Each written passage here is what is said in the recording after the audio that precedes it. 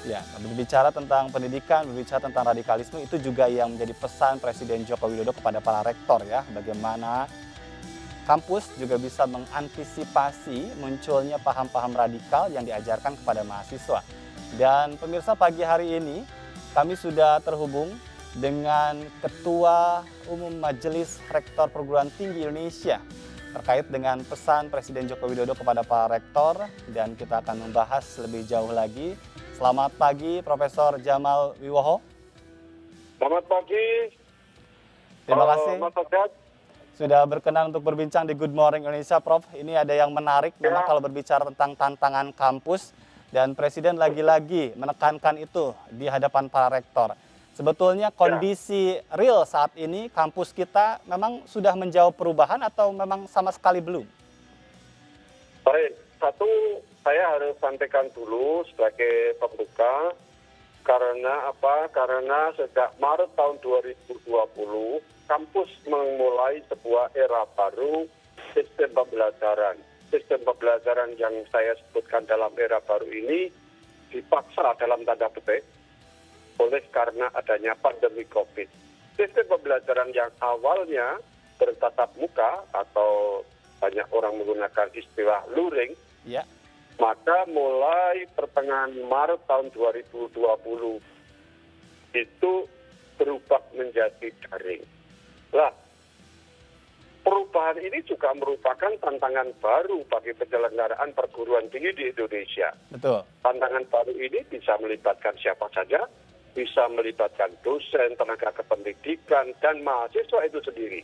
Karena apa? Karena biasanya berkumpul di dalam satu ruangan untuk bertatap muka, kemudian menjadi distance learning, menjadi kuliah yang tidak tatap muka lagi, tapi dalam jaringan.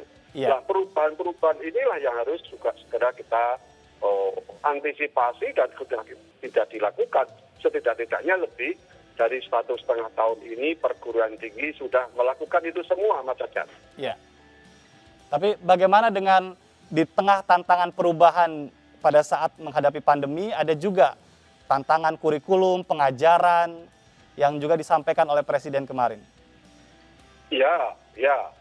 Jadi dengan model baru sekarang yang namanya Merdeka Belajar dan Kampus Merdeka, tentu kalau kita melihat misalnya saja peta perguruan tinggi di Indonesia itu lebih dari 4.500 kampus, di mana 122 perguruan tinggi negeri ada di dalamnya.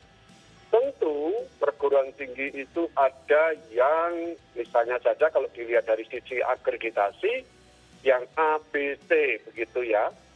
Yang A itu paling sedikit. Ini menunjukkan bahwa dilihat dari sisi standar-standar mutu, A itu dari 4.500 itu enggak. Ya kisaran 100 lah kira-kira begitu. Itu menunjukkan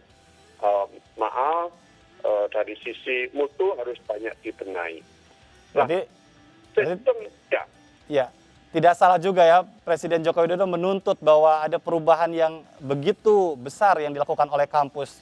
Termasuk juga bagaimana rektor ini bisa memperhatikan kondisi makan mahasiswanya. Bisakah itu direalisasikan, Prof?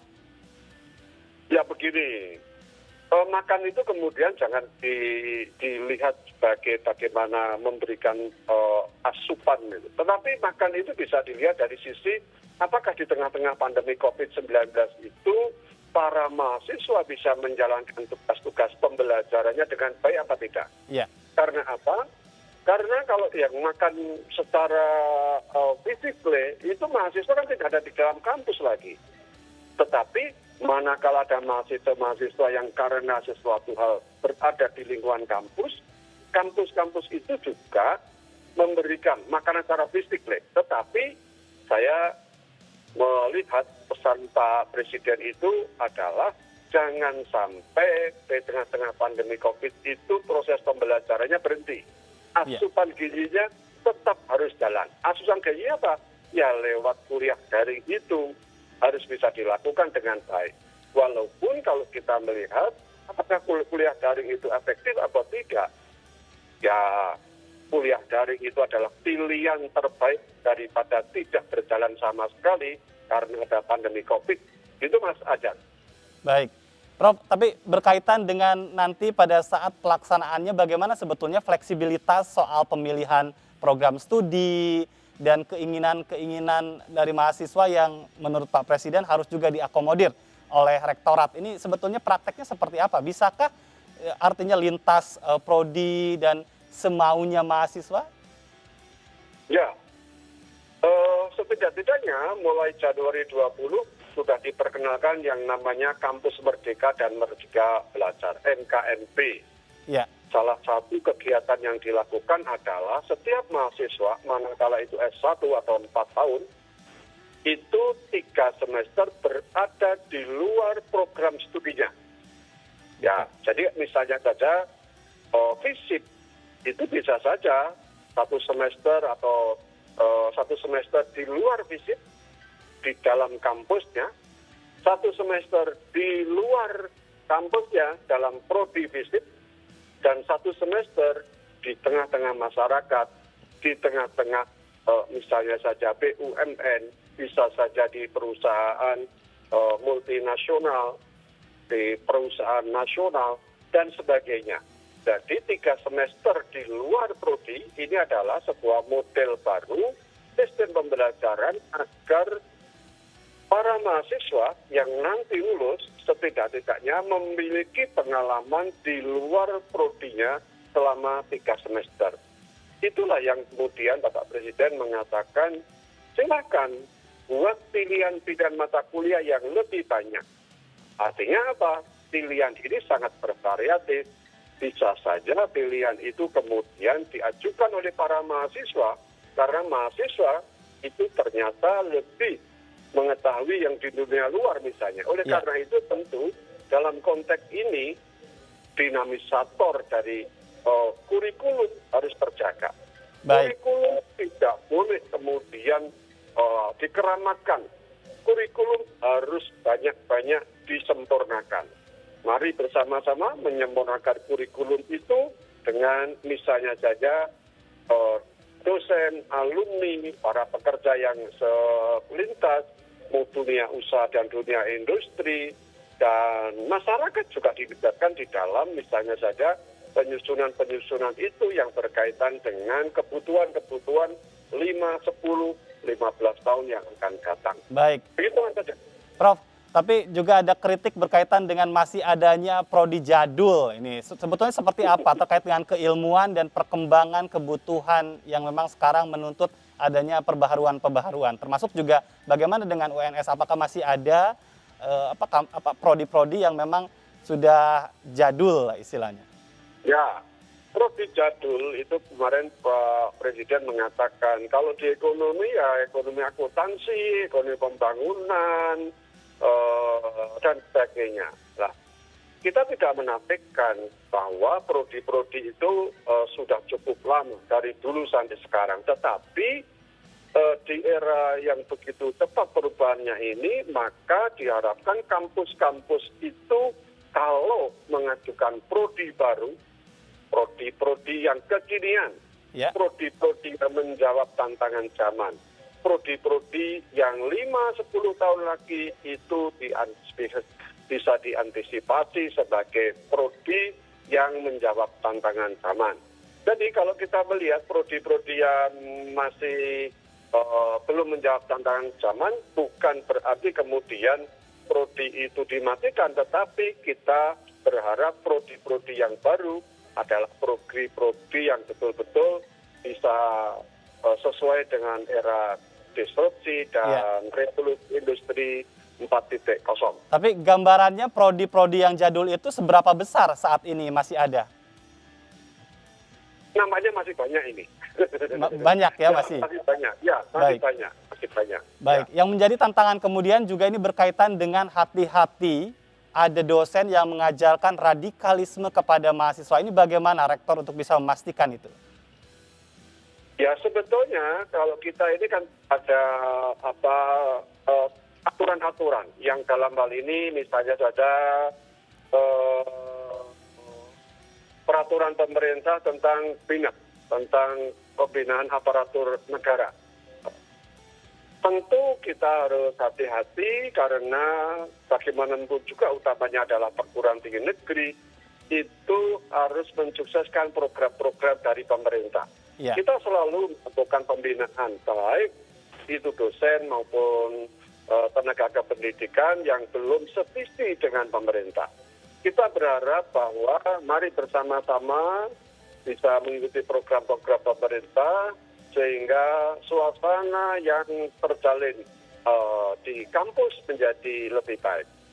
Dan kita juga tidak menafikan, ya misalnya saja ada hal yang berbeda, tetapi bukan berarti kalau perbedaan itu kemudian terlalu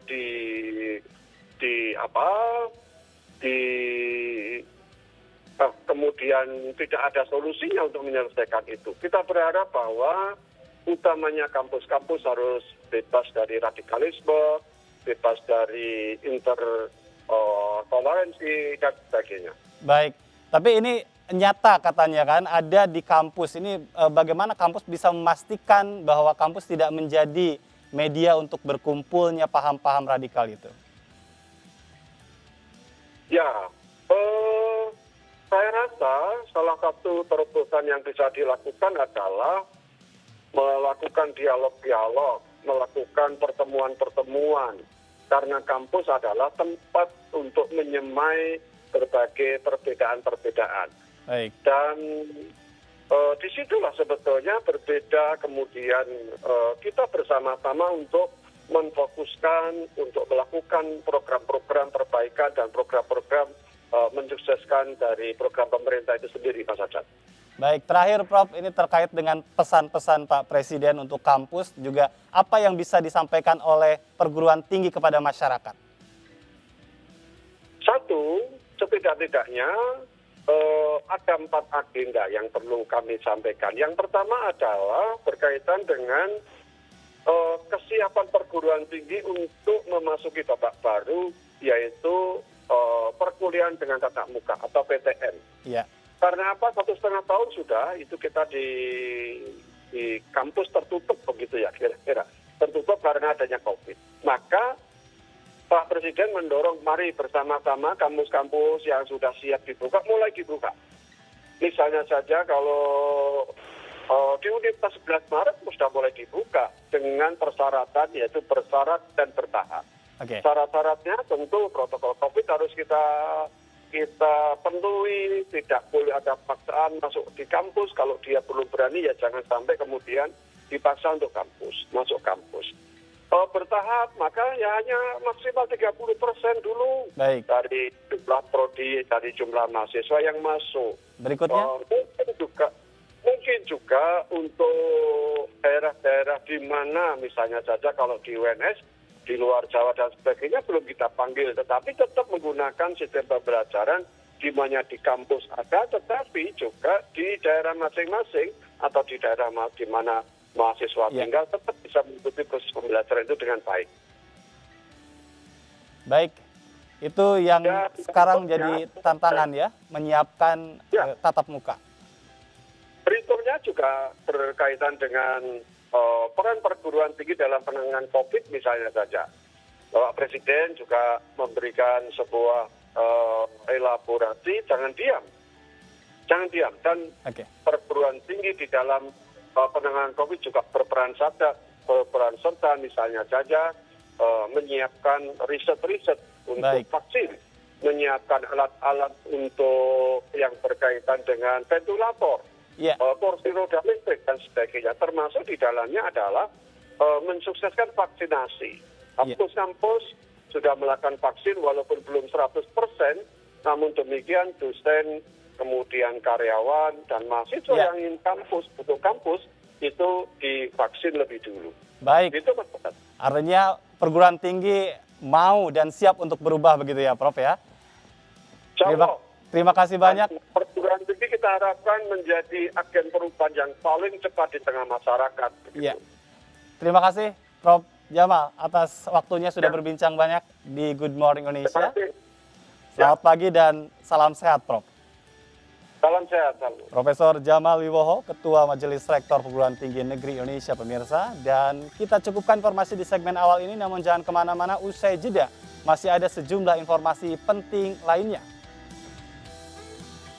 Di antaranya kami akan hadir dengan informasi di mana polisi dan PPATK mengungkap kasus peredaran obat ilegal dan TPPU dengan barang bukti ratusan miliar rupiah.